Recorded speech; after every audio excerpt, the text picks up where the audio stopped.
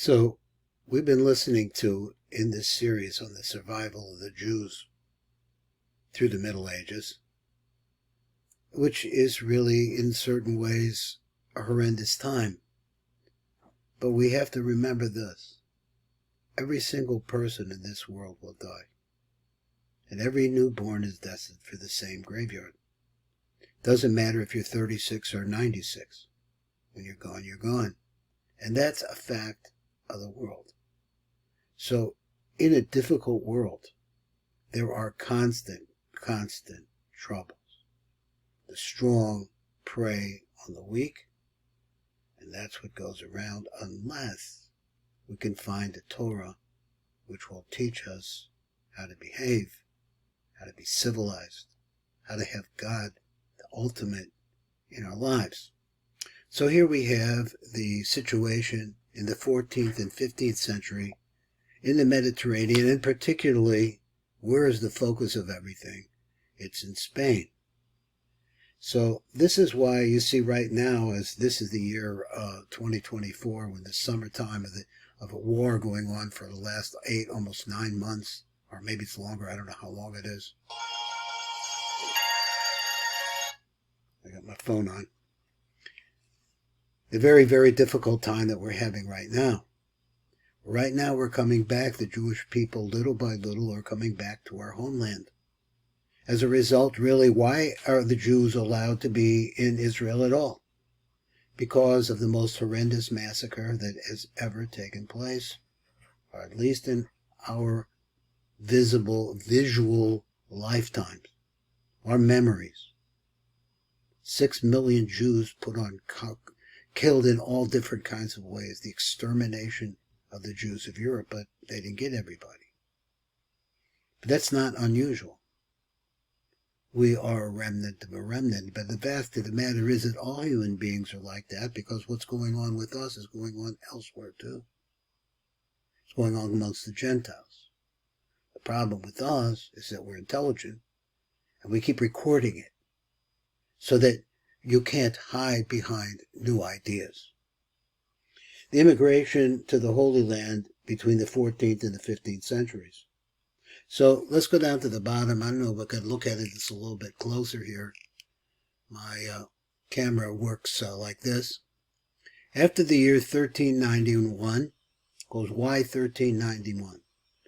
In Spain, in the year 1391, which we're going to learn about, or we did learn about and remember, tremendous preaching by the church against the Jews. I guess when times were hard, and that was the great thing that they always did. When things got hard for the common people, it became the Jews' fault. 1391 was an enormous massacre all over Europe, all over Spain, and many people were forced to convert to Christianity or else lose their lives, and many people converted. But they felt they would blow over and they would be able to get out of this. It never happened. And that was ultimately the cause of what we'll find later is the Inquisition after the year 1492. But the Inquisition was already ripe because the Gentiles in Spain didn't like the Jews, didn't trust the Jews. They wanted to destroy the Jews. After 1391, what was left of the Jews of Spain? The emigration of Jews in conversos. Conversos were people who were forced into Christianity from Spain, including the Rabbi Isaac Nifosi of Mallorca.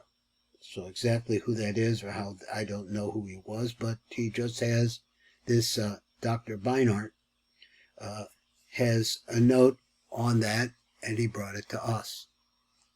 Number 2 is the Edict of Venice forbids transport of Jews to the Holy Land following a dispute between Jerusalem Jews and Franciscans over ownership of the site of the Last Supper. Now, let's go over that one more time. Venice, the Edict of Venice. Why is Venice important? Because Venice is one of the places from which the Jews can use boats. It's on the eastern side of the Italian peninsula, and it's a nice escape route out of Spain or other countries. So the Edict of Venice forbids transport of Jews. Why? to the Holy Land following dispute between Jerusalem Jews and Franciscans over ownership of the site of the Last Supper. 3. That's a straight-out fight between Jews and Roman Catholics. Following the Venice Edict, Jews turned to other ports such as Genoa. Some go by land through Asia Minor. So you see here is through Asia Minor. This is one of the paths going back through this way, trying to go. Why are the Jews doing this? Somebody once told me, it's a little phrase he used. He says, in those days, there were always one-way trips. You don't go one way and then come back. This is a trip that took months. So he said that was number 4. German Christian traveler Sebald Reuter describes the journey to the Holy Land as related to him by a Jew. So that's over here, that's this way, going that way. So let's see if there's any more. Any more is there number 5. Okay, this is a different one. So we'll go to that one.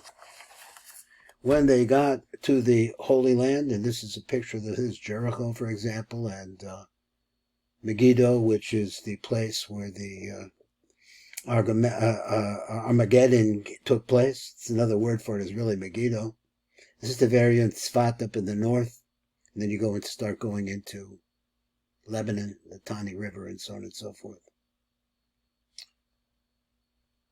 Number 2. Where's number 1? Looking here, I don't see a number 1. So it must be from up there as well. In the year, here's one. Isaac Halevi, Aser HaTikva, and his pupils immigrate after the Black Death, found the yeshiva in where? In Jerusalem. By 1480s, there is a small established community here, right there. Number 2, in the year 1435, also in Jerusalem, Elijah, Rabbi Eliyahu in Hebrew, sends a letter to his sons in Ferrara, which is in Italy, describing life of his community. And number 3, going this direction. According to account by Obadiah of Bartinoro, there was also Jewish immigration from Yemen. Okay, that's where we went. That's where we came. This is going on when? In the 14th and the 15th centuries. That's in the 1300s and the 1400s, and you're moving, as we see, through time. The massacres in 1391 in Spain increased the number of immigrants to the Eretz Yisrael. Among the newcomers, of whose travels we do not have details, were many conversos such as Isaac Nifosi of Mallorca, that went to Palestine despite the difficult living conditions and the persecutions of the Mameluke regime. Now you have to understand that Palestine without the Jews is not green. It's desert. So survival depends, is really, I guess, hair thin. 2 important personalities from Italy came in the 1480s. Meshulam of Volterra, in the year 1481, and Obadiah of Bartinoro. I think we have a wine today called the Bartinura, and we have also a parish, of course, of the 5 books of Moses by the Bartinura. I don't know if it's the same name or not. The involvement of the latter in the life of the Jewish community, Jerusalem community, was both considerable and significant. Every traveler had to choose his own way from among the existing routes to Palestine. Didn't have cars, slow, going through all different kinds of strange places with strange people that may meet you on the road. A particularly difficult task after the Venetian edict against transporting Jewish travelers to the Holy Land. Some travelers wrote reports on their journey, describing not only the communities of Jerusalem and Tzfat, but also those encountered on the way, thus leaving noteworthy accounts of Jewish life in Eretz Yisrael and also in the diaspora. Now, down below, and we can look at it a little bit more closely, is a wood graving of a map of Jerusalem by Erhard Ruwitsch in the year 1486. And so I think it's supposed to be the ideas that this is within the walls. And this is the mosque that we know, the Mosque of Omar, which is sitting on top of the wall. And that's it. And this is Baruch Fleischman. I'm your lift manager here at the Tikkun Elevator Kollel. You have to know that we're still here. The effort to destroy us never stopped.